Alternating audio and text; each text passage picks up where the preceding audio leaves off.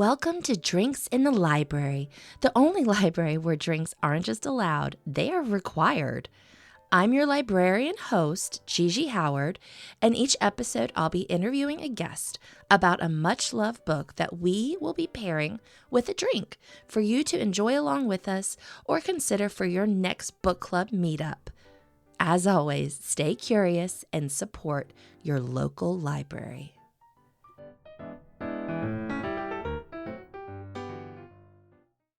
Hello, Liberation Nation. This week we are discussing the book In the Time of the Butterflies by Julia Alvarez. It follows sisters Patria, Minerva, Maria Teresa, and Dede Mirabal as they defy the brutal regime of Rafael Trujillo, also known as El Jefe. It's a powerful story of courage, sisterhood, and the price of resistance. It is also based on a true story of these four sisters, and I absolutely love discussing it with Fran Dorsey. Fran is a mom, a digital content manager, and writer who grew up loving the internet. When she's not writing or busy with her kids or husband, she's trying to close the rings on her Apple Watch. She's also ready with a book recommendation for her friends. Fran is also hilarious. Catch her memes on Instagram at Fran Dorsey. She's also on Threads. And do not miss out her Substack, Franny Pack. Our drink this week is a Cuba Libre. Listen to the episode to find out this was inspired by some of Fran's cousins in the Dominican Republic, where our story is set. And one last thing before we get started. If you're liking the show, please like and subscribe wherever you get your podcast. Tell a friend about it. Tell your mom, dad, sister, brother. Tell everyone. Also, if you haven't heard already, if you are in the Richmond area, we are having the very first Bon Air Book Festival. It's going to be Saturday, April 18th. I am so excited. I would love to see you there. Also, at 3 o'clock on the 18th at the festival, I will be interviewing Meg Medina, award-winning author. I'm so excited. We're going to have a lot of fun. Have food, crafts, fun stuff to do with your family, also fun stuff for adults. And I'm just really looking forward to it. Like I said, it's our very first one, and just finding a way to support our community and also the books we love. All right, let's get to it. In the Time of the Butterflies by Julia Alvarez. Enjoy.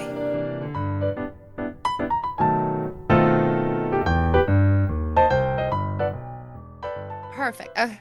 All right. Fran, I am pumped. This is like a month or two in the making. We've been gearing up for this meeting, and I'm very excited it's finally here. Yes, you've been so generous in your back and forth with us trying to figure out a date and get it on the calendar. So I'm excited that it's finally happening. Yes, I'm a delight. We'll spill the tea. You and I have a mutual friend, Ashley, who was Yes. on a few months ago. And Yes. she was like, you have to talk to Fran. She's the best. I scrambled to listen to her episode, and she is best of the internet. She really is that funny. And I feel like I'm constantly texting her just about pop culture stuff. But yeah, she's wonderful. Yeah, she's awesome. And you are also very funny online. Thank So, you. yes. Yes. I've enjoyed getting to know you on Threads and on Instagram and to make this happen. So, you brought to us today the book In the Time of Butterflies by, do we pronounce it Julia Alvarez, or do we say it with Spanish accent? I Maybe. believe it's Julia Alvarez, but Okay. don't quote me on that. And I would be glad to be corrected if I'm wrong. So, Oh, well, perfect. Okay, so I always ask, who were you when you read In the Time of Butterflies? well, this is actually one that I have read twice. But the first time was I was a senior in high school, and it was for an AP English class that we got to choose a book that we were going to write a paper for. And I remember my Nana recommended it to me. She thought that I would really like it. And it just kind of stands out as like a core memory type book of one that I really, really loved and have still thought of over the years. And then this past January, I did it with my book club.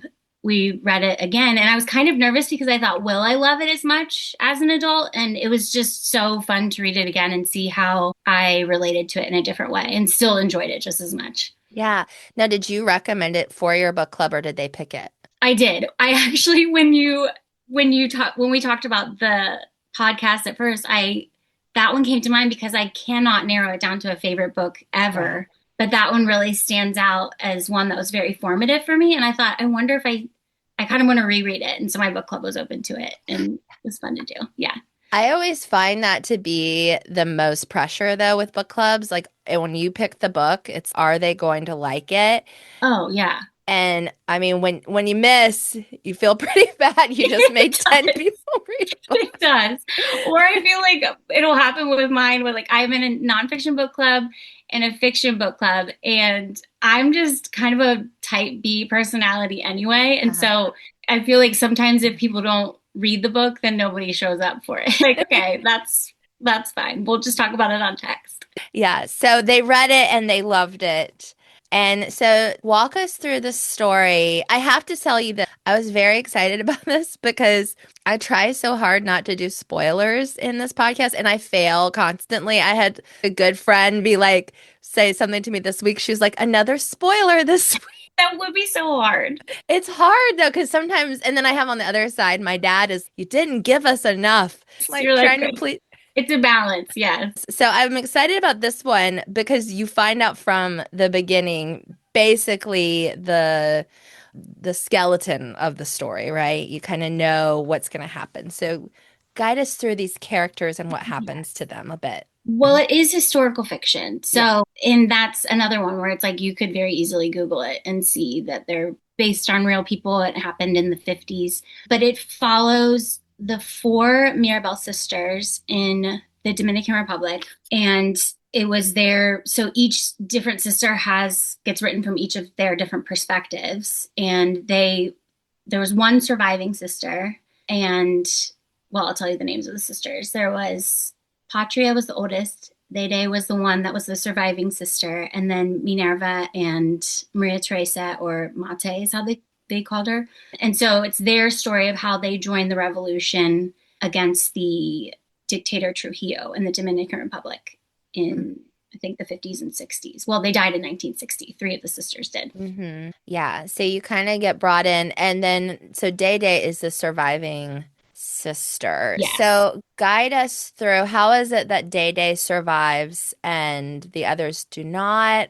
Do you want to start there or do you want to start with them individually? Yeah, that's a good question. I think one of the other ways that I really love it is that I'm like so locked in. I love Little Women, so any story that has four sisters is just an immediate read for me. Which obviously this is not based on Little Women because they're real people, but each it's the story is told from each different perspective of the sisters. So Dede is kind of a narrator throughout the story, and she is the surviving sister, and she really takes it on as part of her. I mean, she's kind of working through her grief, and also one of her ways of surviving is to tell the stories of her sisters and be the one that is carrying on their legacy. And so she is throughout. She was one that her husband did not want her to be part of the revolution.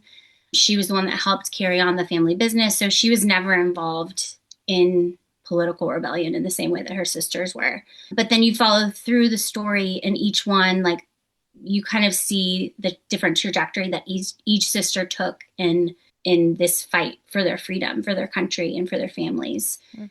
So for Patria, the oldest, she was a very devout Catholic, and she was pretty resistant to the idea of being a part of it initially. And then she actually witnessed a massacre when she was on a religious retreat. And that was her turning point of, I will do whatever it takes to fight for freedom for my own children and for our country. And then Minerva was the one that was the most vocal and radical of the sisters. And one of the things when I was reading about it, I mean, it talks about her going to law school in it, but I didn't know that she was actually the first woman to graduate from law school in the Dominican Republic, which I thought was really neat. Oh, yeah. But she was actually rejected advances from Trujillo, like romantic advances from him, and Uh-huh. she was constantly punished for it. And one of those ways was that she was like stripped of her diploma after she graduated, just as a form of getting back at her. Oh. And so Trujillo, so he is like the fascist leader. Is it Yes. fascism? Yeah. Yes. Fascist leader of the Dominican Republic at the time. And but they're all like, how are they all so connected to him? I mean, are they working for him or are they in the same city? Their father, so they had a family business that ended up becoming pretty successful. And so they were a well-to-do family. So they were invited to, I think that's initially how they met Trujillo, was from this elite dinner party that they were invited to, and then got to go to more private meetings for Uh-huh. Trujillo to meet Minerva, even though she ultimately rejected him. And so, and you brought up the father a little bit. I know he's like another kind of main character in this. Who's your favorite? Who's your favorite sister? See, I think that's what's interesting about it is that the first time I think I would have said Minerva or Maria Teresa, the youngest. But then it was so interesting reading it now, and I really loved Patria, the oldest. I Hmm. think, I don't know if it was maybe her, like being a mother now and reading her perspective as a mother, Yeah. even though each of them were mothers. But Hmm. her, I was just, so to answer your question, I think I have favorites at different times when I've read it. Yeah, that's interesting. I did an interview just a couple weeks ago with Cara Infante, who's her own podcast, but she picked the Kristen Hanna, the Nightingale. She did the Nightingale, Yes. and that's two sisters, and one is sort of like Minerva, and she's younger. And we were talking about how, like, maybe when we were younger, we would have related to the younger sister, but the older sister has to stay home because she has kids.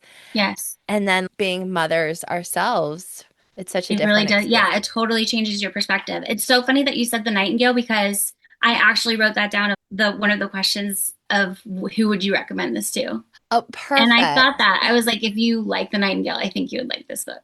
Yeah, perfect. Okay, we'll have to do them as sister episodes. Yes, exactly. Yeah, so for sure, what are some like scenes that you really loved or that what drew you into the story, would you say?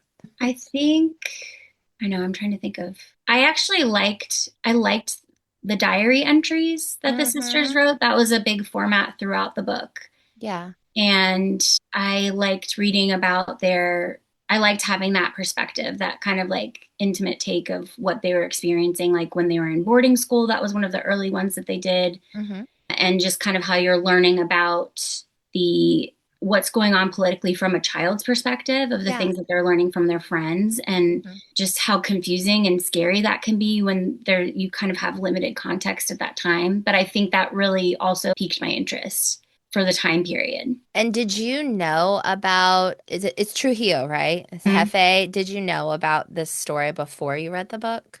I didn't, and I think I didn't really know anything about the time period, but I think what was interesting to me was my dad's side of the family, my so my dad's mom, who I never got to meet, she actually grew up in the Dominican Republic. And then my dad spent some years there as well. So Okay. I think there was kind of a heritage aspect that was interesting to me, that I thought, oh, Yeah. this is like a whole part of my own history that I don't know about, and having family there and family that would have been there at that time. Wow. And then again, like reading it later, my dad actually died a couple of years ago.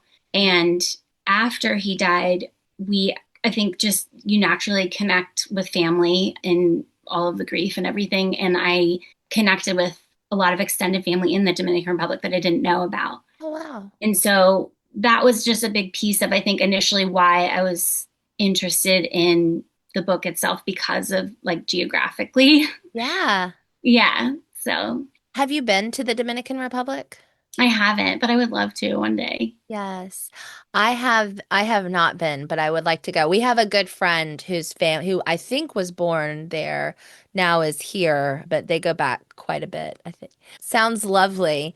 I do want to tell you, I have a story. So you picked our drink, and I want you to tell that bit, and then I have a story about the Cuba Libre. Yes, I would love that. So in mentioning, I have like second and third, I don't know all of like the dimensions of cousins. I'm so bad at that. But I actually reached out to my cousin Maria in the Dominican Republic and asked her, and I said, do you have anything that you'd recommend? And explained to her like doing the podcast episode. And she recommended a Cuba Libre, which I think is like their take on a rum and Coke. Yeah. So Yeah. that's our drink. So it's, yeah, I don't know all that. I'm also bad about the history of everything. So my husband and I, 10 years ago, we did a trip to Puerto Rico. And we toured the Bacardi factory there. Oh, I bet that was fun. So it was fun, and it's really cool. And like you shared some text from your cousin. Like they have really good rum there, like better than Yes. our rum. But yeah, we toured the Bacardi factory, and then they had a drink making class. So they were like, "Here's several drinks," and it was mojito. I can't remember. Maybe there was one other one, and then they were like, "And we're gonna do a Cuba Libre," and Yes. we were like, "It's a rum and coke." Yeah, that's so good. And you have a little splash of lime with it too. So Yes. also Love it's left. just a good classic. I know. Here, Yeah. cheers. Cheers. I'm also laughing. Can you see my glass? Yes, I love your Okay. glass. Okay, thank you. I'm fairly certain that these glasses are going to turn into the white and blue like crock pots that my mom had in the 80s. Yes. Everybody 6 years ago went and bought this glass. And Yes. I I thought still this like it though. I can't help it. I think we all need those relics from each generation. So I think I it's know. perfect. And now when I saw this, I was like, that is the coolest glass I've ever seen. And I had to wait. It took forever to ship. And now I see them everywhere. And I'm like, oh my gosh, It's this is really like worth it. millennial, like Yes, it is. cocaine, I think. It's gonna be like the chevron of glasses. Yeah, The exactly. rubber So chevron. I'll put it in the show notes Yeah, link it for sure. so I still everyone like knows. it.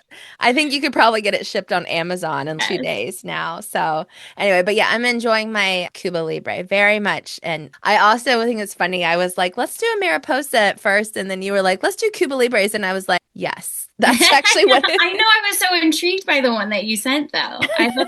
I still want to try that. It had okay, so for anyone listening, it's a Mariposa, which is Spanish for butterfly, and then it's served with a cherry tomato and a basil. Yes.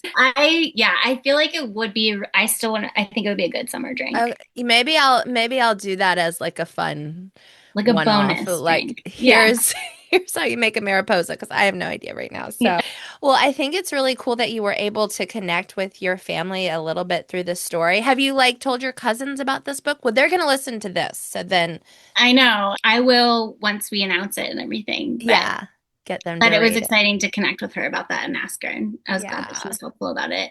Yeah, I know. And same too. I'm have known all of my cousins my whole life, but there's definitely some that we like geographically we didn't live close, so I only saw them a couple times a year or maybe once a year.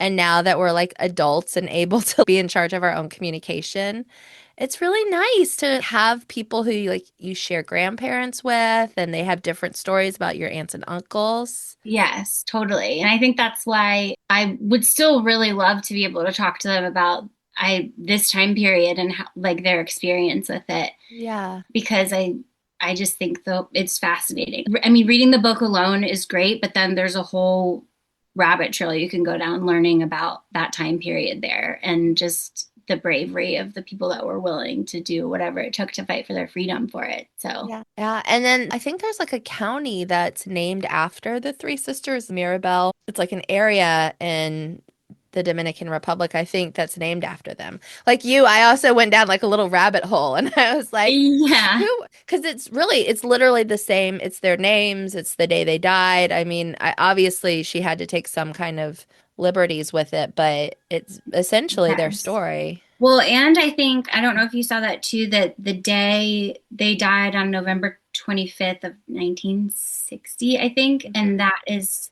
now their day of, I think Yeah. it's International Day Against Violence Toward Women is what they call Yes. it. Yeah. But I think there's also, I was looking online, I think Julia Alvarez actually, I don't know if she's part of the board, if her husband was. I mean, I think there's like a Mariposas Foundation. I mean, it's really beautiful to see now of what their legacy meant for how the culture exists now. And then I even Day Day died in 2014. So I mean that's not That that long long. ago. I mean that's Yeah. crazy to think about. Yeah. I wonder if she read the book. I know, I'd be so curious. Yeah. I wanted to ask, okay, so you originally read this for AP English. Do you read books like this now? Do you read this genre? I mean, you Yeah, said it's I historical definitely fiction. yes, I love historical fiction. I think it's just like such an easy way to immerse yourself in a time period to make it more interesting Hmm. because but I also really love nonfiction in general. So Really? yes. What are your some? Okay, let's go into that just a second. What do you Yeah. love about nonfiction? Oh, I think I would say I'm a pretty good mix of both. I'm trying to think of some of them that I've read recently. I think as an adult and something like I think of this with of telling my kids all the time. I love books so much because it just encourages us to be interested in, Hmm. and so I think anything that's really piques my interest, the fact that there's a book for that and I can, learn more about it is Yeah. great. Yeah. And get into all the facts, right? And then Yes, I know. I feel like I didn't answer that question well, well, but it was a surprise for the listener that was not in the options. I was like, Yeah, no, I just think it's interesting because I find not everybody is into nonfiction. So I'm always kind of like curious about when did this start? yes, I agree. I think it's so funny because I think there are people that really only read nonfiction, and Yeah. there's a lot that don't want to read nonfiction at all. But I think you just have to not think of nonfiction as like reading a textbook Yeah. because there is plenty of nonfiction that reads like fiction. And so I Mhm. think once you kind of hone in on that and can figure out the good ones, Yeah. I don't know if you read Everything is Tuberculosis by John Green. I haven't read it yet. You like that one? I did like that one. And that one, I feel like that's a good one, a good example of I don't know anything about tuberculosis and I didn't care about it. But then I finished it and I'm like, I want to tell everybody about tuberculosis. You made it so interesting. And it's not, Uh-huh. I say that one specifically because it's shorter. It's Hmm. not, wouldn't take you too long. Yeah. Okay. Well, I am gonna try. I have to admit, I don't read. If I read nonfiction, it's like David Sedaris. Well, I say that like Anne Lamott's like one of my favorite authors, and she Oh, does. yeah. Love Yeah, her. I love that kind of stuff. Or I love R. Eric Thomas too. Yeah. So I read a lot of like funny, I guess, sort of. Yeah, like essays or Mhm. memoirs. Yes, I love it, and I love a celebrity memoir, Oh, obviously. love a good celebrity memoir. Love. Yeah. There you go. I have to tell you, I don't know, I've probably said it on the podcast before, but my favorite is the Jessica Simpson open book. It is so good. It is so good. It's so good because she spares no detail. I Yes. just saw something about that the other day that was like she spills the tea. There's nothing vague about it. Yeah. And that's what you really want from a celebrity memoir. Yes. You know? Yes. And then, oh, what is the story that she tells? But maybe I'll edit this part out. But she goes to Chuck Norris's acting camp. Do you remember this part? I don't remember this part. You have to remind me. Okay, so this is my favorite part of the whole book. So Jessica Simpson is really trying to get onto the Mickey Mouse Club. Yes. Desperately trying to get in the Mickey Mouse Club. She's 11 years old. Remember, Christina was on it, Justin's in it. Yeah, everybody was Mickey Mouse Club. Carrie Russell. So they're all, and so she has FOMO. So she's trying to get into the Mickey Mouse Club. So she goes to Chuck Norris's acting camp. Oh my gosh, I don't remember this part, but I'm so glad that you're telling it. So, and the thing is, Chuck Norris tells Jessica Simpson, who was like 11 at the time, that her Yeah. face is too expressive. And so he starts taping her eyebrows. Okay. And so she can't move her eyebrows. And he's like grilling her. And he goes, "Who's the best actor in the world?" And she goes, "Chuck Norris." And he goes, "No, it's Denzel Washington." Because he never moves his eyebrows. And Incredible. Which yeah, in acting class with Chuck Norris, there's so much about that. See, there's so many layers to that. Which did you listen to that one or did you read it? I can't remember. I didn't. I think I actually read it. You think I should go back and listen to it? No, I'm just wondering. I'm like, I bet she was the narrator. Yeah. The one I always remember from that is when she talks about when she and Nick got divorced Hmm. and just that it was such a sick burn of a line where she said, I think like talking about how I think he ended up getting most of the money in their divorce, but she didn't care. She was like, I'll make it back. And she goes, and I did give or take $1 billion. Yeah. It was just such a mic drop. Yeah, I do. Yes. Yes. Yeah. So if you don't, also FYI to the listener, Jessica Simpson is Yes, like a there you billionaire go. now. So If good you for her. take anything from this episode, it's definitely Open Book by Jessica. They came for Julia Alvarez, but you get a little Jessica in there as well. Yes, So I think the millennial listeners can definitely appreciate all this. absolutely. Yes. Talking about Julia Alvarez, our bestie. Yes. Have you read anything else by her? What do you know about her? Yeah, it's funny as I was preparing for this, I immediately went to thrift books and was like, how many other Julia Alvarez books should I buy? Because she does have an extensive catalog. Yeah. But I remember when I read, right after I read this, I just immediately read How the Garcia Girls Lost Their Accents, Mm-hmm. which she wrote before that. I was looking at that. She wrote How the Garcia Girls Lost Their Accents in 91, and then In the Time of the Butterflies was 1994. Mm-hmm.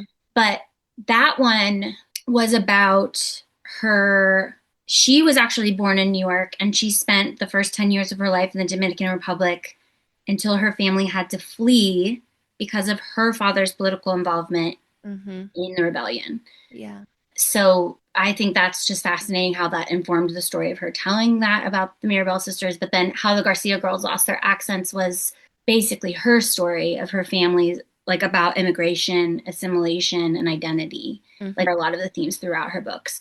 But that one is also one that I would like to reread because I don't think I really appreciated it as much then because I loved In the Time of the Butterflies so much. And so I think there was a lot of it that was probably over my head at the time. Okay. Suggest it for your book club. They have to read it. You should. Please read this one too.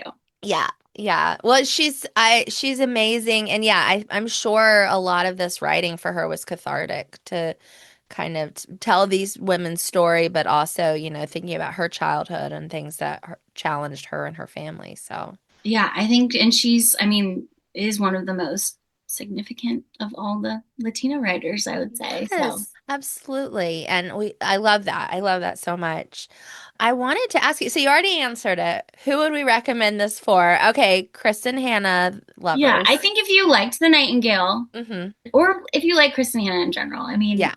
I feel like she's a good example of historical fiction where you're just like locked in. Mm-hmm. And the other one I thought of was If You Liked Hello Beautiful by Anne Napolitano. Okay. Yeah. I just think it was kind of just reminding me of the same way, which it was four sisters. There was no political revolution or anything in that one. It's uneventful in that way, but I think it was kind of had the same spirit of characters. Yeah. That I enjoyed. And that's the thing, like to recommend books, you have to go with a vibe. Like a lot of times people will be like, oh, I mean, the one that comes to mind is you like the women. Yeah. Here's 14 other books set in Vietnam. Right. And you're like, okay. Yeah, it wasn't, which The Women is so funny because that was another one. The Women is not funny. Hilarious. Yeah, it's not funny. But that was a great example of, I really didn't know a ton about Vietnam. And it was one of those, when I finished that book, I was like, I have to tell everyone about the Vietnam War. They're like, a lot of people already know this, but I just couldn't believe everything that happened. I know. We need to get you a podcast where you explain every book recently that you love to everyone and then share it with the world. I would love to do that. If I could figure out how to like properly edit videos, then I would be all in. Well, I want to tell you it's not hard, but I still haven't figured out how to do it like in a very simple way. But I'm sure there's other people that know how. But yeah, is there anything about In the Time of Butterflies that you wanted to make sure we got to and we haven't talked about? I really feel like we covered it. Okay. You did a really great job of just weaving everything together. Yay! Yeah. Well, that's always, I have to tell you, I'll edit this part out, but I also had someone recently point out to me that I'm always like, I'm going to edit that out, and I don't. Listen, you have to have, I mean, that's part of the charm, though. Yeah. I feel like you have to have like taglines and things that people like, that your fan base can. She's can always really saying love. she's going to edit it out, and she never Yeah, does. you need lore. That's my lore. Oh, and I asked that question because I'm always like, usually we get to it, but then like occasionally the guest will be like, well, actually, and then they'll bring up something that I had no idea to even ask about. So I never know. So I like to ask that question. Yeah, no, I think I went through and I wrote all of my notes according to the questions that you sent me in the original email. So I feel good. I think you've nailed this for sure. And I wanted to give you a chance to point a spotlight on you. Let's talk about Fran. Who is Fran? Who is Fran? Oh my goodness. Well, we've already talked about, sounds like we're both proud to be millennials. Yes. I would say that it's probably unintentionally a big part of my presence on the internet. Uh-huh. Yeah, so definitely grew up loving the internet. And then since then, whether that was blogging or I think just even as we were talking about Ashley earlier, I think I have great genuine friendships from it. And then more recently, I write on a Substack. I wish I did that more consistently. I'm working on that. But I really love talking about my Substack is called Franny Pack. So it's a mixed bag of books, pop culture, and fun. So I love talking about books and pop culture. And then more recently, I've been making memes, which has been fun. And I like being able to contribute joy to the internet because it can be kind of a dumpster fire at times. So. Yeah, yeah. Well, I love it. And I'm always like so impressed because I'm like, I see like the memes that like you do and Ashley puts them out as well. And I'm like, y'all are so hilarious. And I'm like, I saw that same thing too. I just did not think about adding like the funny line that like Yeah. you guys you guys are crushing it. Thank you so much. Keep I it know. going. It keeps me Yes. laughing. Thank you. We will. Well, this has been a blast. I'm so glad we got to hang a little bit, enjoy our Cuba Libres. Can I spill to the guests that you are going out tonight? Yes. Yes. That's great because I'm like really trying to rally. Yeah. Just because it's a weeknight. I know. Thursday. It's almost Friday energy, so Yes. it's going to be great. Yes. Is it going to be a fake Friday? Are you going to work tomorrow? No. Okay, good. So, So yes. you're really gonna have a good time. So yeah. Well, this has been amazing. Hopefully it got you some energy for tonight so you can hit the karaoke bar hard. I'm Thank excited you. for you. I will And sing one for you guys. I so enjoyed this. So cheers. Cheers. Thank you so much for Yay. having me. Thanks for coming. Thank you for spending some time with me and my guests for an episode of Drinks in the Library. For more information about the show, you can find us on Instagram at Drinks in the Library, on the World Wide Web, drinksinthelibrary.com, or shoot me an email at drinkspod@gmail.com. Until next time, cheers.